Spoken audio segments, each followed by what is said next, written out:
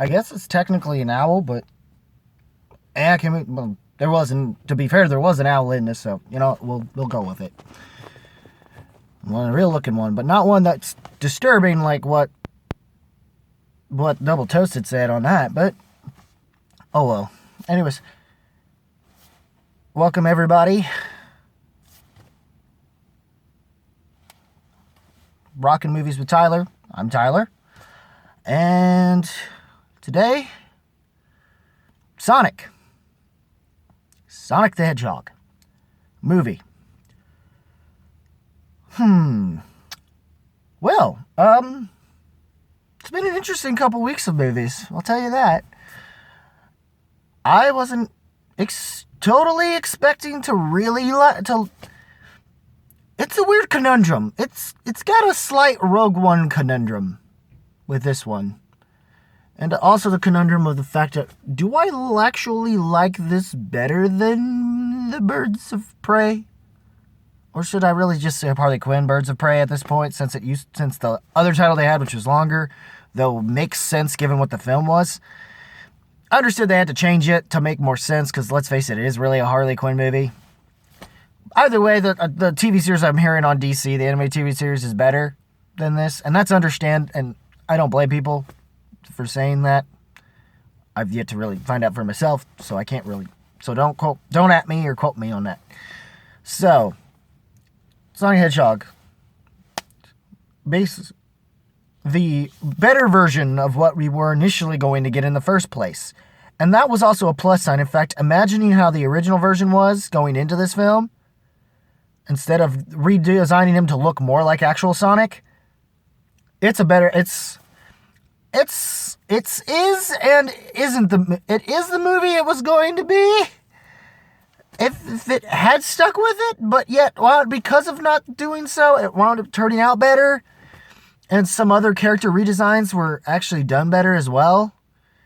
I don't know how much redesign and what other things happened in the reshoots besides the fixing of... They mostly just spent more time and money to fix... And you can kind of tell they did give a damn when it came to the main source material, but they also simultaneously caved into a lot of product placement. Like, somehow they found a way to do that same product placement twice and then top itself in terms of its ridiculousness in a way that somehow tops what happened in the Power Rangers movie with Krispy Kreme. Except this time it's Olive Garden. Literally even quoting the usual catchphrase that comes with the commercials. When you're here, your family. Or mostly just using it as an excuse also to be able to say when you're here with your family without getting in trouble for it. Because maybe Olive Garden had the copyrights to it. I don't know if that's the issue. I don't know how this whole thing works. I'm not a filmmaker. Or a producer for that matter. So... don't at me, guys. And, but overall, I've heard the Detective Pikachu was the next small step into actually having good video game adaptations. And I'm here to start to believe that this kind of is another one of those small steps we're going to be getting into. Who'd have thunk it? And in a way that, to where, despite that product placement I just mentioned, being as cringeworthy as possible, somehow they do enough good stuff that pays proper homage to that character, while also simultaneously sort of bringing back the 90s Jim Carrey in a good way, like The Mask, Ace Ventura, dare I even say, maybe Liar Liar, or Dumb and Dumber, kind of, but not quite that level of dumb. It's more closer to The Mask and Ace Ventura, but not nearly as dumbfoundedly stupid at all. Because Robotnik doesn't have that much of a character. He really is more of a mustache-twirling villain, and that's kind of what he got out of it too, and went for it, and did it in a way that was still his own, and brought that back, and did a very 90s Jim Carrey thing in a way that was tasteful and not as bad as the trailers made it out to be. And some people, because of Jim Carrey's performance, were mad about it, but I like it. I was fine with it. And it did lead to him to eventually, as they kind of teased in the first trailer, when we had, the shitty CGI design Sonic. That does happen. They technically did spoil that most of the movie already in that one. Which is why they were smart and got rid of it, so no one else could see it and know. I guess. The only thing in this film that they did not hint at. But when it happened, you almost think, oh, he's coming back. That's where the minor spoilers is, by the way. Yeah, and they do a lot of things in the movie. There's a lot of beats they do, and it's very much a road trip movie. The girlfriend in this doesn't really have a whole lot to do, though she seems like she does a hell of a lot more. Well, even though the sister does a hell of a lot more, but she's more of a... How to make a side character that's more annoying than Sonic, is all I could say. To where anything that happens to her feels justified, even though she has every right to bitch in the scene that when it happens, that it happens. And which, just the way that her character bitched about him, it made no sense. I don't know if it was really just a race thing, because, and they're not really acknowledging it. Just even more messed up and funnier. And plus the place is called Green Hill Zone. I mean, come on. But yeah, mid-credits, stay for that. I won't spoil it until I tell you to, because that is actually a big deal.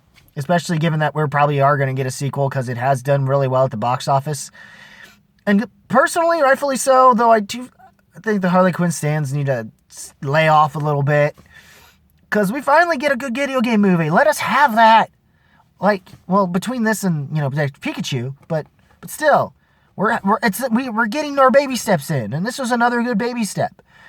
It's not the greatest thing, but it's good. It's somehow solid despite certain flaws that could make it bad and would have been bad had they stuck with the original Sonic design that they were going with, which I slightly understand the decision. Some people were bitching and saying that, but I don't understand it. I'm actually looking at this and I'm like, thank God. This could have been bad if they had stuck with it, honestly. I'm glad they went with that because of how much cartoonish in terms of the way Jim Carrey did it. And he does great with it for what he's given anyway. And he works well enough as a villain. And they did kind of take a little bit of a shot at Nintendo a little bit with the whole mushroom thing. And Sonic does have his moments of being annoying, but yet they find ways to, steer you to want to still kind of like him before they do that again. They throw the annoying thing again. It's just out of convenience sake for the sort of a plot convenience, the whole convenience sake of just... But they make sense of how he's able to resolve that issue with his speed thing, I guess, or at least a MacGuffin through the hair, I guess. But overall, I did like what they were despite some of the product placement. I did like what they wound up doing, and I'm kind of curious where they're going to go with it. And for what it is as a kids film mostly. But if I'm sorry. You know what? I realized I'm speaking of it being a kid's film. I just realized. I apologize. I think I might have threw a few. I apologize. I'll still put it out, and if I hear anything, I'll just turn it back into something else, and hope I don't get complaints. But yes, so I apologize to you, and hopefully your parents are watching. But for the most part, this is great. This is great. For what it is, I'm it's kind of solid. It's actually kind of fun for what it is. I'm not even I'm more casual than I would say a diehard in Sonic. I grew up to it, and I think that's also part of it too. It's parents that were of the generation when Sonic had come out are going to go into this enjoying this, and who have families are mostly the Sonic stands and the families can go see it, and even better, the Sonic stands who happen to be parents can take their kids to this.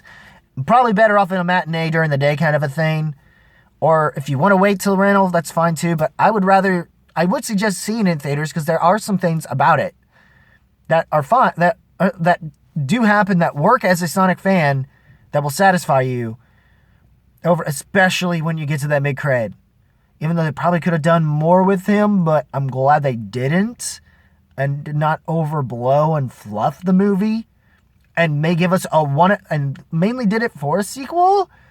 But given what we wound up getting leading up to that point, I can't wait to see how this goes over well in Asia, especially Japan, and how they're going to feel about how they did Sonic, and how they're going to feel about that mid-credit scene. I want to see them go nuts, because I can see it happen, and it will go over super well. Because right now it's doing really well, or at least as far as February, apparently, I guess it's kind of breaking records in terms of box office opening weekends. It's already projected for number one, but I don't think people were expecting a 50 to 60 or possibly $60 million opening. I don't know if it's going to maintain that too, because I don't know how big the budget was, but I think it might be able to, throughout its theater run at the very least, get its money back.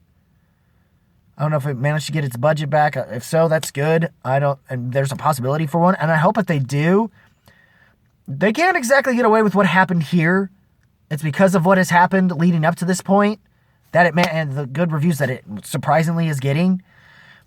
I don't think that's going to be the case of the second one. They're going to have to step it up if they do, especially if your plan is to bring in a certain very beloved character amongst Sonic lore. Very, very beloved. Very.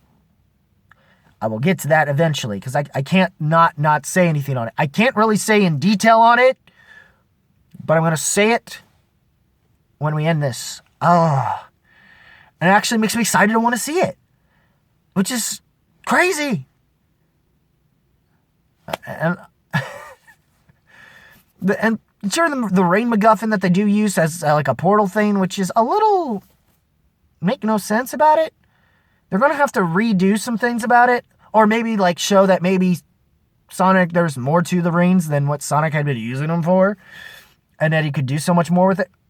Heck, they still need to do something with the emeralds. They could do something with that too. Or maybe even further open up the lore of whatever happens on his actual world. They could do it, and in a way that would actually be still faithful, if they can do it and pull it off.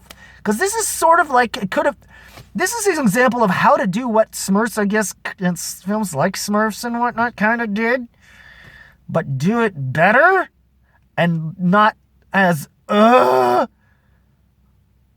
this is how you do it. This is how you do it. Marsden did fine. Carrie did great. Carrie needed the comeback after his little fiasco around the time of I'm sorry, I'm going to have to call this a cuss word. It's a movie. Forgive me. It's the name of a movie. You've been warned. Basically, the movie Kick-Ass 2 and his role in that. Because in his role in that one and how good he was for that movie, and that was a rated R movie, so don't bother until your kids are older for that. So, anyways, but yeah, and that because he was good in that, and him griping about the violence issues was kind of contradictory, especially given he had a good performance in it. So, and even though if the movie itself may not have been as good as the first one of that, but anyways, this is great for what it is. I'm gonna have to just in all honesty, I have to just give it thumbs up. I can't say it's all out great. Part of me wants to reach for that because we're finally getting a good video game movie. But I gotta be honest and do it this way, because I'm barely etching to that. To horns up, but thumbs up. If you are a parent who is even a Sonic fan, you will enjoy this movie. And the big spoiler is someone is in the mid creds, which, by the way, during the cred scene, they do something very interesting that you would like also as a Sonic fan. So, this is the spoiler ban. You've been warned in 3, 2, 1. Virgin Miles Tails Brower. Ah! More! I want more! And he's done, and even for that little time we get of him, he's done well. Even his design's done well. I wonder if they were originally planning on still using him, and what the heck were they going to do with him in the original? I don't know, and I don't remember the exact plot points of things. I got to recheck on it, but whoo, yes. It's the best cameo, a great cameo. Great enough that I, on par with for me, on par with what happened, how am I appearing in Rogue One? On par with the way the Vader's thing happened. Even though he was already seen in an earlier movie, but the way that whole scene happened, it was the B.A. Vader-ish thing kind of thing with that movie. This thing is kind of that for me. With Tails doing his thing, and it is just, and then floating with his tails, just, it's like, and just looking back on your days in Sonic 2, just, even though I never really got to play, but just even being casual, because I wasn't able to fully get into it until I was maybe 13. But I was more into fighting games by that point. But anyways, I do appreciate it, and I did get to play Battle too, and I have a friend who's, apparently cousins with the guy that did the stuff for the second Sonic game. Maybe the first, I don't know. But I think for the music, or is banned for at least the first level, which everyone likes a lot, apparently. So,